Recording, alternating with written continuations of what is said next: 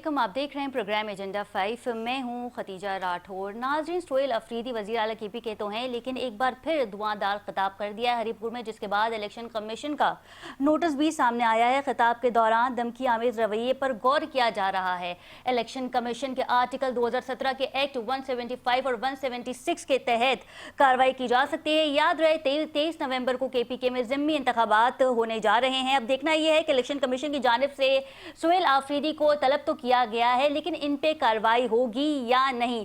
साथ ही KP हुकूमत ने इसकी वजाहत भी कर दी है। उनका कहना है कि हमारे खिताब को सियाक और सबाक से हटाकर पेश किया जा रहा है। दूसरी जानिब आज फिर वज़ीर आला KP के सोहेल अफरीदी अडियाला जेल पहुंचे। वहाँ उन्होंने सहाफ़ियों से गुफ्तगू भी की। एक बार फिर जो रवायत बरकरार है वही हुआ, बानी PTI से मुलाकात नहीं होने दी गई। वहाँ मौजूद SHO का मुकालमा भी हुआ वज़ीर आला सोहेल अफरीदी से। उनका कहना था कि मेरे पास कोर्ट के ऑर्डर मौजूद हैं, उसके बाद भी मुझे मेरे बानी मेरे लीडर से मुलाकात नहीं करने दी जा रही। वहाँ पे जो मौजूद सहाफ़ी थे उनसे उन्होंने गुफ्तगू भी की और ये भी कहा कि मैं आप सहाफ़ियों से सवाल करता हूँ कि मैं 7 दफ़ा यहाँ आ चुका हूँ बानी PTI से मिलने। मैं एक वज़ीर आला हूँ और मुझे मिलने नहीं दिया जा रहा। तो आप अपने टॉक शो में या तो मुझे राय बताएं या तो अपने क्योंकि टॉक शो के थ्रू भी हम अपनी राय बता सकते हैं। साथ ही साथ काफ़ी सारे लोग ऐसे हैं जो वीलॉग पे भी मुखातिब होते हैं, ये अपने प्रोग्राम को सेल आउट करते हैं थ्रू सोशल मीडिया। तो हमें ये बताएं कि अब मेरा अगला लाए अमल क्या होना चाहिए। वैसे तो पार्टी की क़यादत मौजूद है PTI की, लेकिन सोहेल अफरीदी ने ये जो सारा मामला है ये सहाफ़ियों पे डाल दिया है। इस पर मज़ीद भी बात करेंगे। हमारे साथ मौजूद हैं असलम गौरी साहब, मरकज़ी तर्जुमान हैं JUIFA के, और इनके हमरा हैं मिर्ज़ा इश्तियाक बेग साहब, रहनुमा है मुस्लिम लीग नून के। साथ ही हमें ज्वाइन किया है नईम कुरैशी साहब ने, सीनियर तज्ज़ियाकार हैं, और इनके हमरा हैं मीर खुदा बख्श मरी साहब, सूबाई वज़ीर हैं, साबिक़ सूबाई वज़ीर हैं। आप चारों को प्रोग्राम में वेलकम करते हैं। सबसे पहले रुक कर लेते हैं असलम गौरी साहब का। असलम गौरी साहब, क्योंकि आप तर्जुमान हैं JUIFA के और एक ग्रैंड अलाइंस की बात की जा रही है, और साथ ही ये भी बताया जा रहा है कि मौलाना फजल रहमान साहब जो हैं इसकी सरबराही कर सकते हैं, तो इस पर आप क्या कहेंगे? असलम गौरी साहब हमारे साथ मौजूद हैं?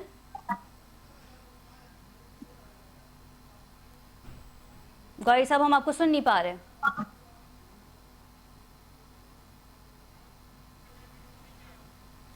सर हमें आपकी आवाज़ नहीं आ रही है। ठीक है, हम दोबारा कांटेक्ट करने की कोशिश करते हैं। नईम कुरैशी साहब हमारे साथ मौजूद हैं। कुरैशी साहब ये बताइएगा कि आर्टिकल 175 और 176 के तहत इलेक्शन कमीशन कार्रवाई कर सकता है वज़ीर आला सोहेल अफरीदी पे, क्योंकि दुआदार खिताब किया गया था और ये भी बताया गया था कि अगर ज़िम्मी इंतखाबात में किसी भी किस्म की छेड़छाड़ी की, अगर सुबह छेड़छाड़ी करेंगे तो रात आप नहीं देख सकेंगे, और अगर रात को इंतखाबात के नताइज बदलने की कोशिश की तो फिर आप सुबह नहीं देख सकेंगे। क्या कहेंगे इस पर? देखिए, चूंकि इंतखाबात जो है वो तो 2024 से ही मुतनाज़ा चले आ रहे हैं। 8 फरवरी 2024 का इलेक्शन खुद बहुत मुतनाज़ा इलेक्शन है, और इलेक्शन कमीशन ने अपनी कोई जिम्मेदारी पूरी की नहीं थी उस इलेक्शन में, बल्कि जो कुछ भी वो सबके सामने है। इसी तरह जाहिर है कि इलेक्शन कमीशन के तहत ट्रिब्यूनल्स बने, वो ट्रिब्यूनल भी काम नहीं कर रहे। तो इलेक्शन कमीशन ऑफ पाकिस्तान तो खुद अपने मामलात का जवाब नहीं देता। इलेक्शन ट्रिब्यूनल्स को 4 महीने में जो है तमाम मुजरदारियों को फाइनल कर देना चाहिए, वो भी पूरा नहीं किया। अब अगर एक वजीर आला ये कह रहा है कि भाई धांधली इलेक्शन में नहीं होनी चाहिए, तो मुझे नहीं लगता कि उसमें कोई ऐसी बात है कि जिसकी बिना पे इलेक्शन कमीशन उन्हें बुलाए और ये कहे कि उमर अयूब साहब के हवाले से ये कहा जाए इलेक्शन कमीशन के प्रेस रिलीज में कि एक मुजरिम जो है वो वजीर आला के साथ खड़ा हुआ था। असल में बात यह है कि अगर इदारे और विफाकी हुकूमत सूबाई हुकूमतों से इस तरह से मामलात करेंगी तो मुझे नहीं लगता कि ये मुल्क को कौम के लिए कोई बेहतर होगा। इस बात को समझने की जरूरत है। आप देखिए कि वज़ीर आला खैबर पख्तूनख्वा ने जैसे खुद कहा कि 7 मरतबा वो हाई कोर्ट की इजाजत से मिलने आए और एक SHO उन्हें मिलने नहीं देता। इस मुल्क की अमूमी ये सूरत हाल है, इसलिए उनके गिले शिकवे हैं। तो वफाकी हुकूमत को इन चीजों को एड्रेस करना पड़ेगा। अगर आप चाहेंगे कि आप एक पार्टी पर इल्जामात लगाएं, उसके वज़ीर आला पे इल्जामात लगाएं, तो मुझे नहीं लगता कि मुल्क और कौम के लिए ये बेहतर हो। अच्छा, क्योंकि बात ये हो रही थी कुरैशी साहब कि धमकी आमेज रवैये पे गौर किया जा रहा है, और मेरा ख्याल है वज़ीर आला KPK को नोटिस भी भेज दिया और शायद उन्हें तलब भी किया जाए। इस पर आपकी मजीद भी राय लेंगे। असलम गौरी साहब हमारे साथ मौजूद हैं। असलम साहब, बात हो रही है अपोजिशन के ग्रैंड अलायंस के बारे में, और मौलाना फजलुर रहमान साहब से भी रब्ता किया गया है। महमूद खान अचकज़ई भी वहाँ मौजूद थे, तहरीक तहफ़्फ़ुज़ राइन पाकिस्तान के सरबरा भी वहाँ पे मौजूद थे, और जुम्मे के रोज़ ये कहा गया है कि यौम सोग मनाया जाएगा, प्रोटेस्ट किया जाएगा। आपकी पार्टी का इस पे क्या स्टेटमेंट है? बहुत शुक्रिया आपका। असल में बात यह है कि हमारे यहाँ तो इस किस्म की कोई सोच नहीं है कि मौलाना साहब को किसी ग्रैंड राइट का सरबराह बनाया जाए या अपोजिशन लीडर बनाया जाए। इस तरह की हमारे यहाँ अभी तक इस पे हमने कोई ज़ेर गौर ऐसा हमारे यहाँ मसला नहीं है। मुझे नहीं पता कि अगर अपोजिशन पार्टियाँ कोई इस किस्म की बात कर रही हैं तो उनके अंदर कोई बात चल रही होगी, और इस चैनल ने आज चलाई तो है, लेकिन ये कि हमारे यहाँ से कोई ऐसी चीज़ हमारी तरफ से ना किसी को कहा गया है। अच्छा। ना हमने किसी को कोई उसके लिए अपने यहाँ हमारे यहाँ कोई ऐसी सोच किसी ने आपसे रब्ता किया है आपकी जमात से? नहीं, हमारे साथ इस सिलसिले का कोई बात और रब्ता नहीं है, ना इस तरह की बात हुई है। होती रही है, पहले बातें हुई है, अपोजिशन लीडर के लिए पहले ऑफर आई थी, लेकिन हमने उस वक्त माजरत कर ली थी। महमूद खान साहब से पहले की बात है, पुरानी बात है, 26वीं तरमीम के बाद की बात है। तो बस कुछ चीजें ऐसी होती हैं जो मैं समझता हूँ कि मेच्योर होती हैं, और फिर कुछ लोगों को तकलीफ होती है कि ऐसा ना हो मौलाना फजलुर रहमान सरबराह बन जाए और हमारे लिए मुश्किलात पैदा कर दे, तो उन्होंने पहले मार्केट में ऐसी खबर चलवा दी ताकि कहीं ना कहीं से कोई ना या हाँ या इस तरह की सूरत बन जाए, ताकि ऐसा सिलसिला ना हो। बहरहाल JUI की मरकजी शुरा का इजलास होने जा रहा है 23 तारीख को, 23 नवंबर को इंशाअल्लाह, और उसमें हम सारे मसले, ये सारी चीजें हम अपना सामने रखेंगे। 26वीं आईनी तरमीम के हवाले से, 27वीं आईनी तरमीम के हवाले से, और 26वीं आईनी तरमीम के हवाले से जो उन्होंने अब तक उस पर कोई अमल दरामद नहीं कर रहे हैं, और 27वीं आईनी तरमीम ले आए हैं। जो हमने क्लासेस 30 डिलीट कराई थी वो 27 में आ गई हैं। फिर इसके बाद फ्लोर क्रॉसिंग के खिलाफ सबसे ज्यादा आवाज उठाने वाली पार्टी ने फ्लोर क्रॉसिंग कराई है। तो ये वो बुनियादी चीजें हैं जिस पर बैठ के बात होगी।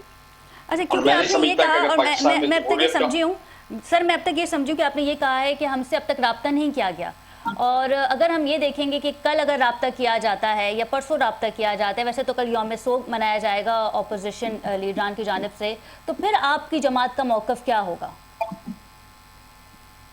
देखिए कबल वक्त सारी बातें, जब कोई मेच्योर बात होगी तो फिर हम उस पर अपनी पार्टी के हमारे जो फोरम है, फोरम पर डिस्कस होती है। कोई शख्स फैसला नहीं करता, डिसीजन नहीं लेता। तो हमारे फोरम का इजलास 23 को हो रहा है। अगर कोई ऐसी चीज मेच्योर हुई तो हम उस पर रखेंगे, बात करेंगे, लेकिन अभी तक हमारे हलकों में, हमारे यहाँ ऐसी कोई चीज हमारे जेर गौर नहीं है कि हम किसी इत्तेहाद की सरबराही लें या कोई अपोजिशन लीडर का किरदार अदा करें। हमारे हलकों में ऐसी कोई चीज नहीं है। दूसरी मैं अर्ज कर रहा था कि मुल्क को हम जबरदस्ती तबाही की तरफ धकेल रहे हैं, और जो हुक्मरान हैं बदकिस्मती है, जो हुकूमत में होते हैं तो कुछ और बात करते हैं, जब अपोजिशन में होते हैं तो जमहूरियत भी उनको कमजोर नजर आती है, आईने पाकिस्तान के तहफ़्फ़ुज़ की बात भी होती है।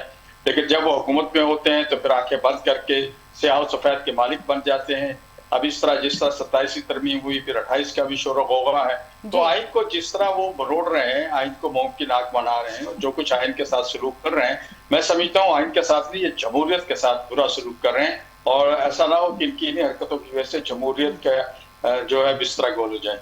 बिल्कुल ठीक है। मिर्ज़ा इश्तियाक बेग साहब हमारे साथ मौजूद हैं। बेग साहब, ये बताइएगा कि कोर्ट का ऑर्डर मौजूद है। इस्लामाबाद हाई कोर्ट के 3 जजेस ने फैसला दिया था कि मंगल और जुमेरात के रोज़ बानी PTI से मुलाकात हो सकती है। आज फिर हमने देखा वज़ीर आला KPK सोहेल अफरीदी अडियाला जेल के बाहर गए, और अब तो ये लगता है कि रिवायत हो गई है कि वो जाते हैं, मकामी SHO उनको रोक लेते हैं, कुछ देर वो बैठते हैं और फिर वो वापस आ जाते हैं। तो माजी में भी हमने देखा है कि जब नवाज शरीफ साहब जेल में थे तो उन्हें मुलाकात करने दी जा रही थी फैमिली मेम्बर से, लॉयर से। तो फिर आपकी हुकूमत में आकर ऐसा क्यों नहीं हो रहा, और पंजाब पुलिस जो है वो किसके मातहत काम कर रही है? देखिए, सबसे पहले तो जितनी मुलाकातें इमरान खान साहब की हो रही हैं अपने लोगों से, आज तक ना नवाज शरीफ साहब की, ना शहबाज शरीफ साहब की, ना बेनजीर साहबा की कभी भी इस तरह की चीजें नहीं हुई हैं।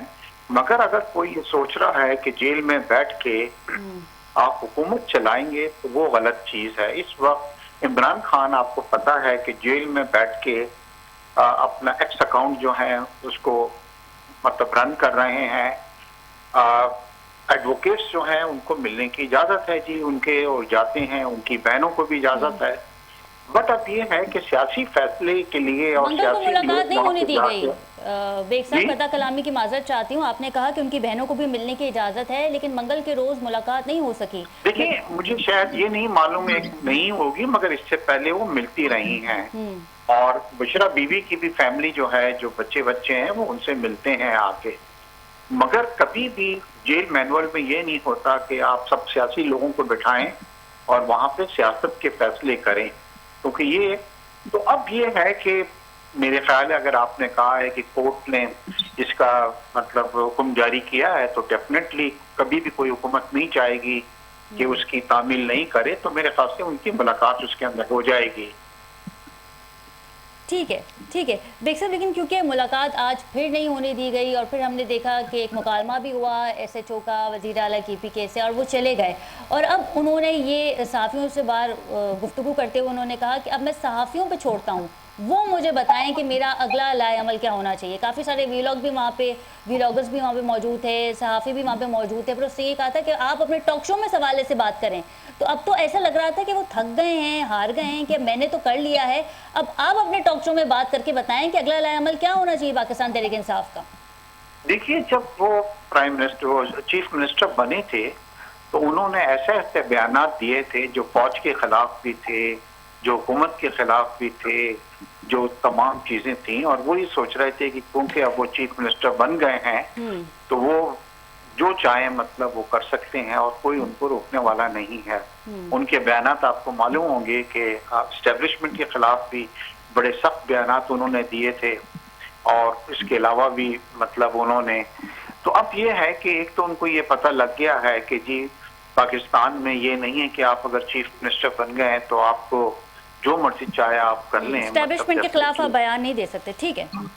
नहीं, एस्टेब्लिशमेंट नहीं जी, मतलब आप मुल्क के खिलाफ भी तो बयानात नहीं दे सकते ना, कि मैं जनाब ये कर दूंगा, मैं फलानी चीज कर दूंगा, मैं धमाके चीज कर दूंगा।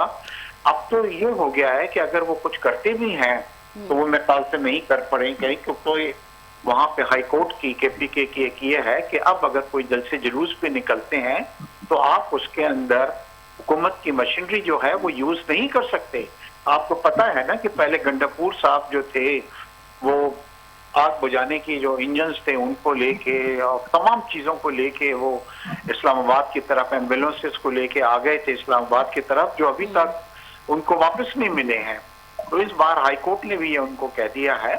अब आप कह रही थी कि जी देखिए, सबसे बड़ी चीज तो ये है कि PTI अब जो भी निकाल दे, अभी भी आपने देखा होगा कुछ दिनों पहले जब पार्लियामेंट से लेके कुछ लोग सुप्रीम कोर्ट तक गए तो वहां पे भी उनकी वो चीज नहीं थी जो मतलब लोग उनके होने चाहिए थे। कल भी आप ये देख लीजिएगा, कुछ शहरों के अंदर थोड़े बहुत लोग जरूर वो उनको नजर आएंगे, मगर वो अब लोग उनके साथ नहीं हैं, क्योंकि उनको ये पता है। देखिए, जिस वक्त ये तरमीम हो रही थी, PTI को ये चाहिए था कि उस तरमीम में हिस्सा लेते, क्या मुखालफत में वोट देते। आपको ये सुन के बड़ी हैरानगी होगी कि PTI ने बाइकआउट किया, और ये बाइकआउट करने का सिर्फ मकसद जो था वो ये था कि ऐसा नहीं हो कि हमारे कुछ सेनेटर्स वगैरह जो हैं या हमारे कुछ MNAs जो हैं वो वोट ना डाल दें फेवर के अंदर, यानी कि उनको अपने लोगों पर भी इस चीज का यकीन नहीं था। यहाँ मैं अप्रिशिएट करूंगा JUI को कि कम से कम उन्होंने हिस्सा लिया और मुखालफत में वोट डाला, ताकि कल जब तहरीर की जाए तो उसमें ये हो कि 27वीं आईनी जो तरमीम थी उसके हक में कितने वोट आए और उसकी मुखालफत में कितने वोट आए। ठीक है। वो कहते हैं ना कि वो मौका जो आपको बाद में याद आए वो अपने चेहरे पे इंसान को मारना चाहिए। अब जब तरमीम हो चुकी तो अब आप जो कर रहे हैं, मेरे ख्याल से ये सिर्फ एक दिखावा है, और ये दिखाना है कि जी देखें हम ये कर रहे हैं। गौरी साहब, ये बताइएगा कि 26वीं आईनी तरमीम में हमने देखा था कि मौलाना साहब से कई मुलाकातें हुई, बिलावल भुट्टो साहब की, वज़ीर आज़म शहबाज शरीफ साहब की, सेनेटर मोहसिन नकवी साहब की जो कि वज़ीर दाखिला भी हैं, लेकिन जब हमने देखा कि रिजर्व सीट का फैसला आ गया, नंबर गेम पूरा हो गया, तो फिर JUIFA से रब्ता नहीं किया गया, और बकौल सेनेटर कामरान मुर्तज़ा साहब के कि हमें ड्राफ्ट तो दिखाया गया था लेकिन कहा था पढ़ने की ज़रूरत नहीं है, आप वोट कास्ट कर दें। तो तो क्या समझते हैं आप कि 26वीं आईनी तरमीम में तो आपकी बहुत ज़रूरत थी, 27वीं आईनी तरमीम में उस तरीके से लूप नहीं लिया गया, और अगर 28वीं तरमीम आती है जो कि बैरिस्टर अकील साहब जिसका इंदिया दे चुके हैं, बजट से पहले आने वाली है 28वीं आईनी तरमीम, तो फिर उसमें आपकी पार्टी का क्या स्टैंड होगा? पहली बात तो ये है कि जो आपने ये कहा कि इन्होंने हमें क्यों नहीं इस दफा पूछा, तो उसकी वजह ये नहीं है कि उनके नंबर गेम पूरे थे जी नंबर गेम तो उन्होंने पिछली दफा भी अपने पूरे किए हुए थे जी और खुद पीटीआई के दोस्त हमें कह रहे थे कि हमारे इतने आदमी शॉर्ट हो रहे हैं। मकसद इस दफा ये था कि जो चीजें हमने 26वीं तरमीम से उनसे कमिटमेंट ली थी, उन्होंने हमें जो कमिटमेंट दी थी कि ये चीजें आइंदा नहीं होंगी, वो जो 30 क्लासेस हमने डिलीट कराई थी, ये 27वीं तरमीम में वही सब कुछ तो आ रहा था। तो वो किस तरह हमारे पास आते, जब एक चीज कमिटमेंट एक हमारी उनके दरमियान में पहले से है, उन्हें पता था हमने इनको सपोर्ट नहीं करनी है, तो इसलिए उन्होंने हमसे रब्ता नहीं किया। अलबत्ता उनके राब्ते रहे हैं, उस अंदाज में नहीं थे जिस अंदाज में पहले थे। इवन का आखिरी रात भी राब्ते में थे। एक मजबूत किस्म के जो मिनिस्टर हैं वफाक के, वो कराची में भी मौलाना के राब्ते में रहे, और इस्लामाबाद में भी हमारी पार्लिमानी पार्टी जो सेनेट की उनके साथ रात गैर तक 3-4 बजे तक मीटिंग हुई। लेकिन एक चीज हमने कह दिया कि जो चीजें हम आपसे तय कर चुके हैं उन चीजों को हम वोट नहीं देंगे। अच्छा, इस्तिस्ना के हवाले से भी आप लोगों से बात की गई थी और आपने कहा था कि हम इस पे वोट नहीं कर सकते, इसमें तरमीम ना की जाए। देखिए, हमने ये कहा था कि कुछ चीजें ऐसी, देखिए इस्तिस्ना की तो मैं समझ में नहीं आई कि यहाँ तो खुलाफाए राशिदीन को इस्तिस्ना हासिल नहीं थी, और इस्लाम में कहीं भी इस्तिस्ना इस तरह की तो नहीं है। खुद हज़रत अकरम सल्लल्लाहु अलैहि वसल्लम ने, याद होगा आपको, हज़रत फातिमा तो ज़हरा के बारे में क्या कहा था कि अगर उसकी मेरी बेटी फातिमा तो ज़हरा भी अगर चोरी करे तो मैं उसका हाथ काट दूंगा। तो यहाँ इस्तिस्ना कहाँ आ गया, हम क्यों इस्तिस्ना दे रहे हैं? तो हाँ, ये क्या चीज है? ये तो आईने पाकिस्तान के चेहरे में लिखा है कि कोई चीज कुरान और सुन्ना के खिलाफ नहीं होगी, दूसरी तरफ इसकी हम तरमीमें कर रहे हैं। तो क्यों करने जा रहे हैं इस तरह की चीजें? खौफ क्या है? जो लोग इस्तिस्ना ले रहे हैं उनको खौफ किससे? अपनी कौम से खौफ है, अपनी अदालतों से खौफ है, अपने इदारों से खौफ है, किससे खौफ है? मैं समझता हूँ ये गलत हुआ है, ऐसा नहीं होना चाहिए। जहां तक रह गया इसमें अदारों के बारे में बात, अदारों के बारे में हमने पहले भी कहा था और आज भी कहते हैं कि देखें, हालात तब्दील होते रहते हैं। मौजूदा हालात के मुताबिक अगर अदारों के अंदर कोई इंतजामी मामला हैं और उनको दुरुस्त करना है और इंतजामी मामला के तहत कोई तब्दीली चाहते हैं, तो उसको तो हमने कभी इतराज नहीं किया और उस वक्त भी नहीं किया था, आज भी नहीं कर रहे हैं। लेकिन बात यही थी कि हमें उस सिलसिले में हमने ये कहा था कि हम इसको वोट कर सकते हैं, अलबत्ता ये बाकी चीजों से बाहर हो। लेकिन जब उन्होंने कहा कि नहीं ये तो उसके अंदर ही शामिल रहेगा, तो फिर हमने टोटली पूरी 27वीं तरमीम को हमने अपोज कर दिया। तो असलम वारी साहब, वो कितने क्लॉजेस थे? इलेक्शन कमीशन वाला क्लॉज था, इस्तिस्ना के हवाले से तो आपने हमें बता दिया, लेकिन काफ़ी सारी चीज़ें उसमें अमेंडमेंट की गई हैं वफाकी आईन अदालत के हवाले से। तो आपने तमाम शिकों पे क्रॉस कर दिया था, या कुछ चीज़ें ऐसी थी जिस पे आपने कहा था कि ठीक है इनमें अमेंडमेंट हो जाए? देखिए, वफाकी आईनी अदालत के बारे में हमारे उनके दरमियान में तय हो चुका था कि इसका आईनी बेंच होगा। यह हमने तय किया, 1 साल पहले तय हुआ है, मुश्तरका बाबी मशवरे से हुआ है। और इसी तरह जजेस की एज के बारे में था, जजेस की ट्रांसफर पोस्टिंग के बारे में था, इस तरह ट्रांसफर पोस्टिंग के बारे में। ये बहुत सी चीजें थी जिन पे हमारी उनसे कमिटमेंट हो चुकी थी और हमने आपस में बैठ के मामला तय कर लिए थे। तो अब वो तयशुदा मामला को दोबारा छेड़ना, मैं समझता हूँ यह गैर मुनासिब है और गैर अखलाकी भी है कि आप एक मुझसे जुबान करें, कमिटमेंट करें, मुआहदा करें, फिर उससे फिर जाएं। तो मैं समझता हूँ ये ज्यादती भी, और उससे बड़ी ज्यादती ये कि आप ना सिर्फ मेरे साथ किए हुए मुआहदे से फिर गए, बल्कि जाते हुए मेरे घर की चोरी भी करके ले गए, मेरा वोट भी ले गए और वो भी ले जाके आपने अपने खाते में डाल लिया। तो ये उससे बड़ी और क्या ज्यादती होगी? तो मैं समझता हूँ हुकूमत को ऐसा नहीं करना चाहिए। 90s के दौर में हमें वापस नहीं जाना चाहिए, हमें आगे की तरफ बढ़ना है, पीछे की तरफ नहीं जाना। एक क्वेश्चन आपने 28 तरमीम के बारे में कहा है, मिनिस्टर साहब ने जो फरमाया है, मुझे नहीं समझ आता है। कोई मिनिस्टर, कुछ मिनिस्टर ये कह रहे हैं कि कुछ नहीं हो रहा है, अभी बाद में देखेंगे, कुछ मिनिस्टर कह रहे हैं आ रहे हैं, बिलावल साहब की स्टेटमेंट कुछ और है। लेकिन मैं समझता हूँ कि ये सब चीजें कबल वक्त हैं, बाज़ चीजें हवा में फेंक दी जाती हैं, झील में बाज़ का पत्थर डाल के पानी को चेक किया जाता है, तो फिर देखते हैं दूसरी पार्टियों का रद्द-ए-अमल क्या आता है, क्या नहीं आता। आपने कहा कि जाते हुए चोरी भी कर ली, तो गालिबन शायद आप अहमद खान साहब के बारे में बात कर रहे होंगे। जी, जो मेरा वोट चुरा के ले गए, तो बराबरी भी करवा दी। आपका दोबारा राब्ता हुआ अहमद खान साहब से? हमने उन्हें उसी वक्त पार्टी से खारिज कर दिया था और उनसे कह दिया था कि अखलाकी तौर पे वो रिजाइन कर दें, क्योंकि हमारे वोटों से बने।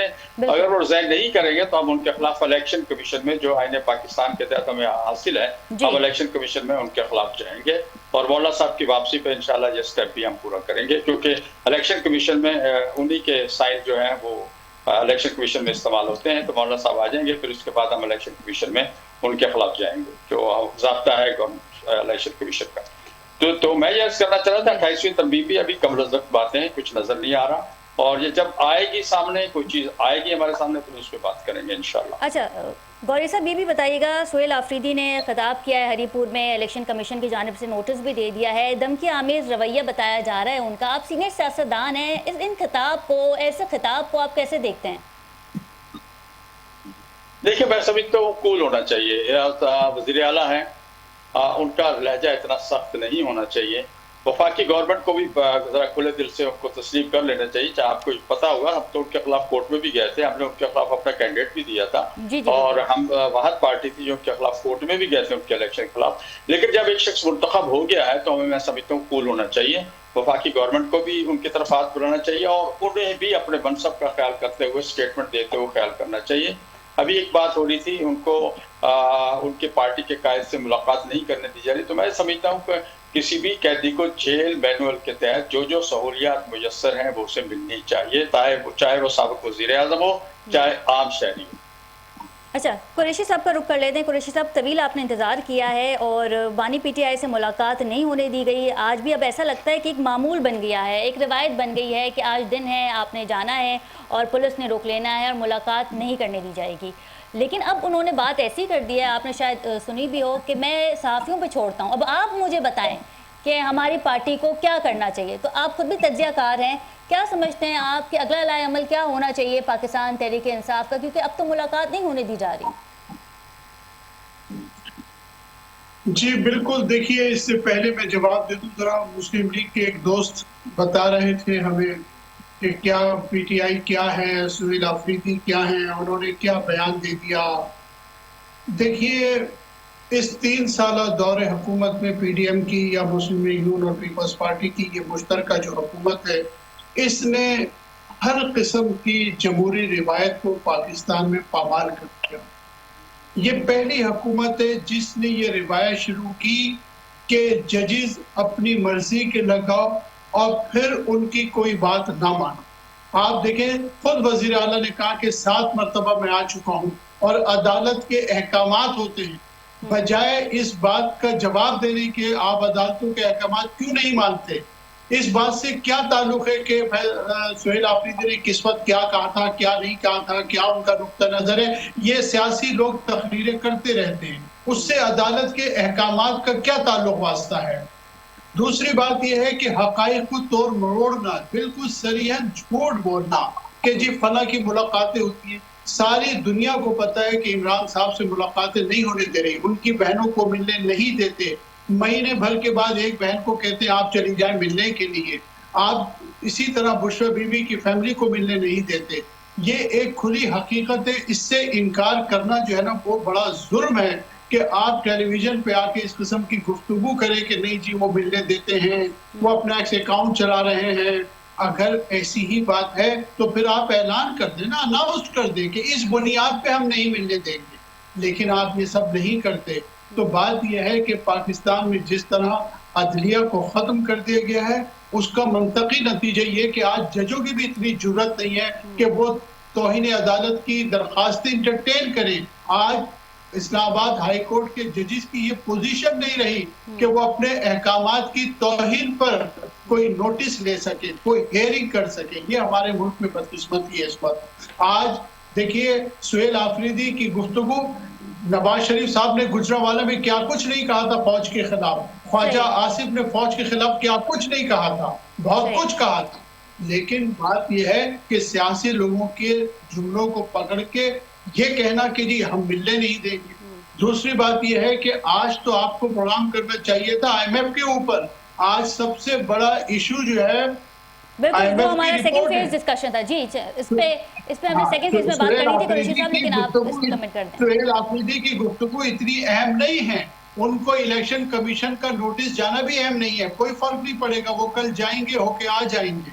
वो एक सूबे के चीफ मिनिस्टर हैं, चाहे हुकूमत को पसंद हो या ना पसंद हो, वो मुंतखब नुमाइंदे हैं। उनके अल्फाज पे इस तरह इलेक्शन कमीशन पकड़ नहीं सकता। इलेक्शन कमीशन की तो अपनी कोई पोजीशन नहीं है इस मुल्क में। पाकिस्तान की तारीख का सबसे नाकाम तरीन इलेक्शन कमीशन है इस बार। इस लिहाज से मैं ये कहता हूँ कि मामला ये है कि विफाकी हुकूमत को ये बात देखनी पड़ेगी कि अगर आप एक सूबाई हुकूमत को तस्लीम नहीं करेंगे, उसके वज़ीर आला को तस्लीम नहीं करेंगे, तो फिर पहले ही पाकिस्तान में सियासी अदम इस्तेहकाम है, ये मजीद बढ़ेगा। और विफाकी हुकूमत की ये टकराव की जो पॉलिसी है, और जैसे अभी JUI के दोस्त कह रहे थे कि विफाकी हुकूमत को चाहिए कि वजीर आला को उसका ड्यू रिस्पेक्ट देनी चाहिए, उसकी ड्यू प्रोटोकॉल देना चाहिए। अगर आप उसके साथ टसल करेंगे, आप उसके साथ कशीदगी करेंगे, तो ना ये विफाकी हुकूमत के हक में होगा और ना ही ये सूबाई हुकूमत के हक में। बिल्कुल ठीक है नईम कुरैशी साहब, जैसे कि आपने कहा कि IMF के ऊपर भी बिल्कुल हमने सेकंड फेज़ में बात करनी है, लेकिन जब हम बात करते हैं KPK में ज़िम्मी इंतखाबात की, क्योंकि KPK हमारा एक ऐसा सूबा है जो थोड़ा हसास भी है, जहां दहशतगर्दी के वाक़यात भी हो रहे होते हैं, तो फिर हमें इन चीज़ों को भी हाईलाइट करना है कि ड्यूरिंग इलेक्शन कहीं कोई ऐसा वाक़या पेश ना हो जाए, क्योंकि सिक्योरिटी के एहलकार भी वहाँ पर मौजूद होंगे। और जिस तरीके से इलेक्शन कमीशन ने कहा है कि सोहेल आफरीदी ने धमकी आमेज़ बयान दिया है, तो क्या इससे सिक्योरिटी मुतासर हो सकती है, पुलिस एहलकार डर सकते हैं या नहीं, इस वजह से इन्हें तलब किया गया था। तो हमने ये सोचा था कि प्रोग्राम के फर्स्ट हिस्से में जो है वो इसे हम ज़रूर कंडक्ट करेंगे। बेग साहब का रुख कर लेते हैं। बेग साहब, कल यौम सियाह मनाया जाएगा अपोजिशन अरकान की जानिब से। महमूद खान अचकज़ई भी हमरा होंगे, तहरीक तहफ़्फ़ुज़ आईन पाकिस्तान के सरबराह भी होंगे, PTI के अरकान भी होंगे, बैरिस्टर गौहर भी होंगे। क्या समझते हैं आप कि हुकूमत को थोड़ा टफ टाइम कल मिल सकता है, क्योंकि एक जगह हुकूमत भी सख्त बनी हुई है, मुलाकात नहीं होने दे रही बानी PTI की। देखिए, एक सूबे के तो वो CM है ना, प्रोटोकॉल तो होता ही है। जब हम नवाज शरीफ साहब की बात करते हैं तो हम ये कहते हैं कि वो मुल्क के साबिक वजीर आजम है, एक प्रोटोकॉल तो देना ही है। देखिए, पहली बात तो ये है कि जो आप ग्रांड अलायंस की बात कर रही हैं और कल आप बहुत होपफुल हैं कि कल जो है पता नहीं क्या हो जाएगा, तो मैं आपको यकीन दिला रहा हूं कि कल भी आप देखेंगे कि गुजर जाएगा बड़े खैरियत के साथ। क्योंकि देखिए, जिस वक्त ग्रांड अलायंस का मौका था, 27वीं आईनी तरमीम जब आ रही थी, तो उस वक्त आप उसको रोकते, उस वक्त सड़कों पे आते आप। टाइमिंग जब जब सब कुछ हो गया और आपने अपनी कंसेंट भी वहां पे दे दी, अपने लोगों से भी कहा कि नहीं, आप मुखालफत में वोट नहीं दें, अब लोगों को दिखाने के लिए आप जो है सड़कों पे आ रहे हैं, ये सिर्फ एक दिखावा है। अगर जिस वक्त 27वीं आईनी तरमीम डिस्कस हो रही थी, सबको पता था, आपको भी पता था, मुझे भी मालूम था कि उसमें जो है आईनी अदालत बनने जा रही है, उसमें जो चीजें होने जा रही हैं, don't you think the right time was कि आप उस वक्त सड़कों पे आते और सड़कों को जो भी करते, ताकि अपना प्रेशर डालते, ताकि असर उसका होता। उस वक्त आपने कुछ नहीं किया। तो मेरे ख्याल है कल भी आप देख लेंगी कि कुछ लोग शहरों में जमा होंगे और नारे वारे लगा के वो अपने घर के अंदर चले जाएंगे, क्योंकि इमरान खान साहब जो हैं, उनकी जो क़यादत है वो खुद उनके फेवर में नहीं है कि वो जो हैं जेल से अंदर बाहर आए। अब सोहेल आफरीदी का हम मेरे ख्याल से बहुत डिस्कस कर चुके हैं। देखिए, आप अगर चीफ मिनिस्टर बने हैं, आप कोई ऐसा नहीं कर सकते कि इदारों के खिलाफ आप धमकी आमेज बयानात जो है वो देना शुरू कर दें कि मैं ये कर दूंगा, मैं कर दूंगा। आज वो जब उनको एहसास हुआ है कि नहीं जी, अब मैं छोड़ता हूँ मीडिया के ऊपर कि डिसाइड करें मैं क्या करूं, तो ये पहले दिन आपको ख्याल करना चाहिए था कि ये रवैया आपको नहीं रखना चाहिए था। तो देखिए, इस वक्त हालात बहुत हमारे जो हैं वो मुल्क के इस वक्त खराब हालात जा रहे हैं। और आपने अभी जो डिस्कस ये किया था, आसिम मुनीर साहब जो हैं हमारे फील्ड मार्शल, उन्होंने पाकिस्तान की इज्जत जो है, वकार जो है वो ऊपर पहुंचा दिया। और आर्मी में अपना इतना बड़ा सिस्टम है। अब देखिए, जनरल फैज साहब ने गलतियां की, आर्मी अपने खुद लोगों का एहतसाब करती है, उसमें सुप्रीम कोर्ट में जाने की जरूरत ही नहीं है, हाई कोर्ट में जाने की जरूरत ही नहीं है, उनका तो अपना सिस्टम बहुत ज्यादा है। तो मेरे ख्याल है कि अननेसेसरी फील्ड मार्शल के जो एमनेस्टी उनको मिली है, उसको इस्तेमाल जो मिला है उसको हम नहीं बनाए। उन्होंने पाकिस्तान को एक जंग जीत के दी है। इंडिया को जो हमारे पे हमले के लिए तैयार बैठा हुआ था, आज आइसोलेट हो गया है पूरी दुनिया में, उन्हें जो है वो बदनामी मिली है। तो अगर थोड़ा सा एप्रिसिएशन के तौर पे हमने उनके लिए कुछ किया है तो उसको मेरे ख्याल से हम सबको अप्रिशिएट करना चाहिए। बिल्कुल ठीक है बेग साहब, आपसे मजीद भी बात करेंगे, लेकिन यहाँ वक्त हुआ एक शॉर्ट कमर्शियल ब्रेक का। स्टे विद अस।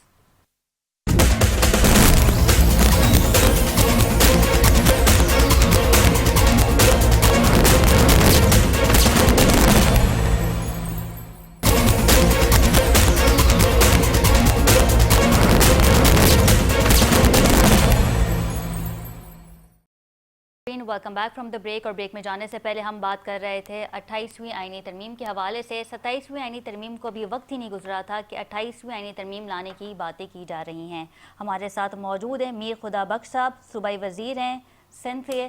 सबसे पहले तो बहुत शुक्रिया मीर खुदा बख्श साहब आपके वक्त का। मीर साहब, आपको मेरी आवाज़ आ रही है? मीर साहब, आप हमें सुन पा रहे हैं?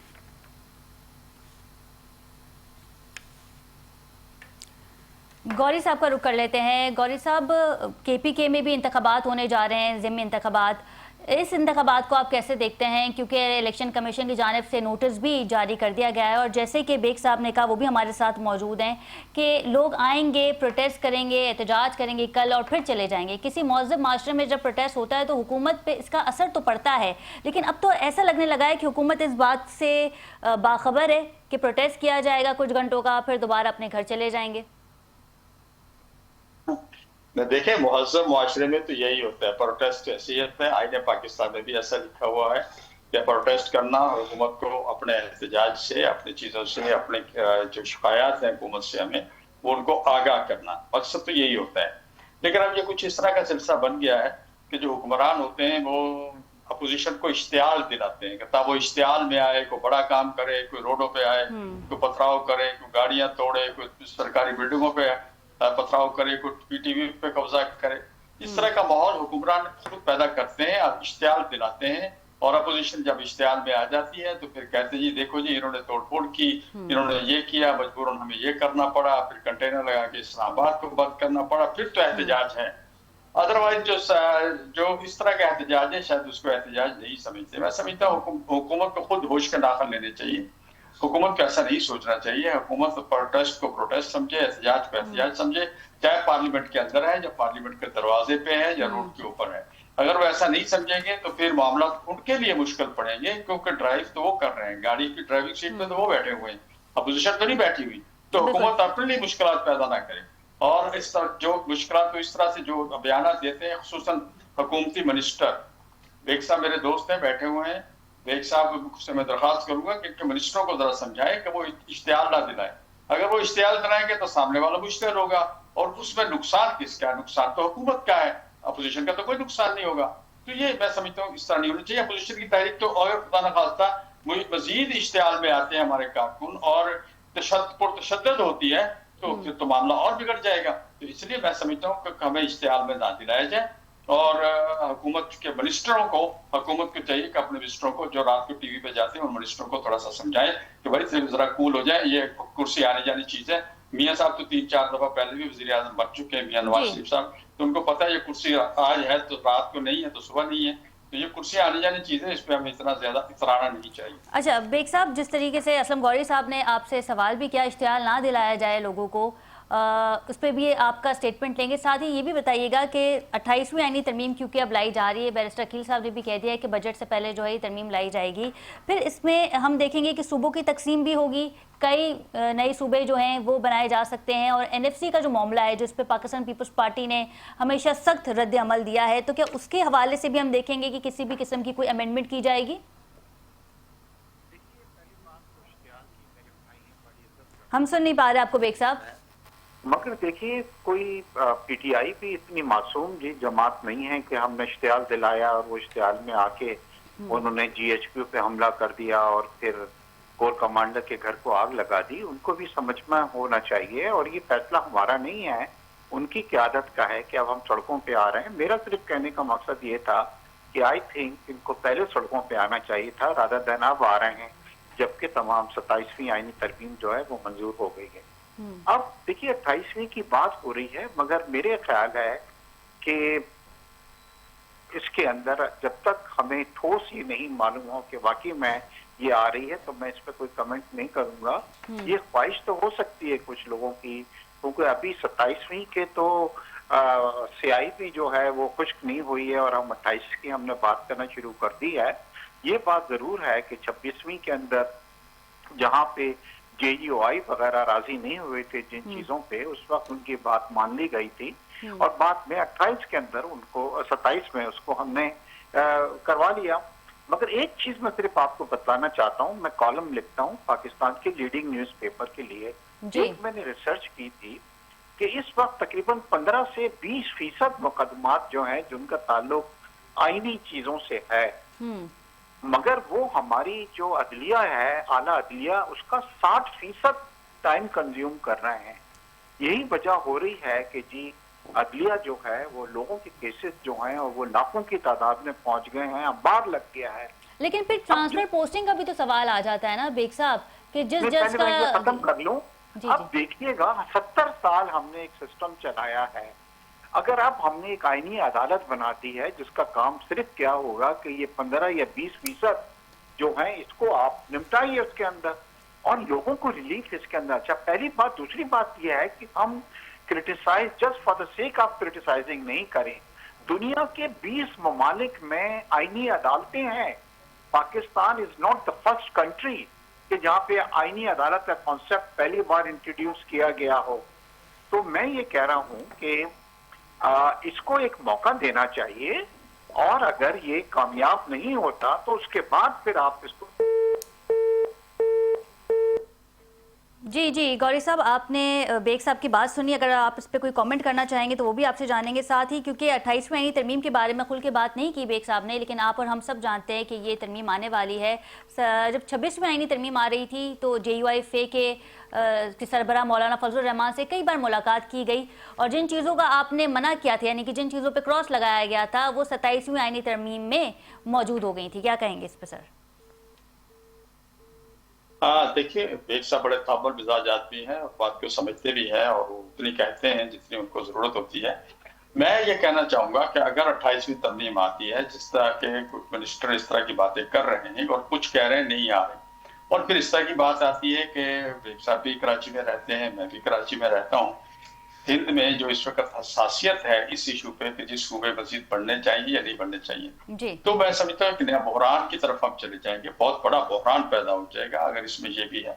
अलबत्ता MQ के साथ जो ज्यादती होती है कि उनको हमेशा से बल्दियात के बारे में उनको 26वीं तरमीम में भी 27 में भी 18 दोनों तरमीमों में और उससे की माजरत चाहती हूँ, वो खुद अपने साथ ज्यादती करवाते हैं, वो खुद अपने साथ ज्यादती करवाते हैं। अगर ऐसा होता तो फिर वो 27वीं आईनी तरमीम में अपना वोट कास्ट ना करते। जी सर। हाँ, बहरहाल ये कि उससे उनको लॉलीपॉप दे दिया जाता है। अब उनको नया लॉलीपॉप दिया कि आपको जी हम 28वीं में आपको एडजस्ट करेंगे। मैं समझता हूँ हुकूमत को ऐसा नहीं करना चाहिए, कम से कम अपने इत्तेहादियों के साथ इस तरह नहीं करना चाहिए।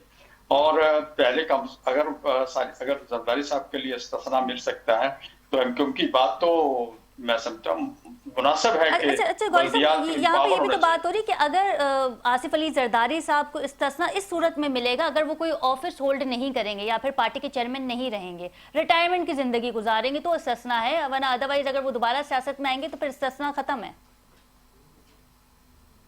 ये तो क्या सब कहने की बात है कि जरूरी तो नहीं होता है कि वो खुद ही पार्टी के चेयरमैन बन जाए। करेंगे तो सब कुछ वही, नाम उनका नहीं होगा तो ना बलावल साहब का होगा। ये तो सिर्फ चलती रहती है। ये बात है पाकिस्तान की सियासत में, आप भी जानती है, हम भी जानते हैं हमेशा से। अगर आइन पे मुकम्मल अमल दरामद करा दिया जाए तो मैं समझता हूँ नई तरामीम करने की हमें जरूरत नहीं रहती। आइन में बहुत कुछ मौजूद है। MQ जो चीजें मांग रही है वो आइन में है, लेकिन उन पर इम्प्लीमेंट नहीं हो रहा।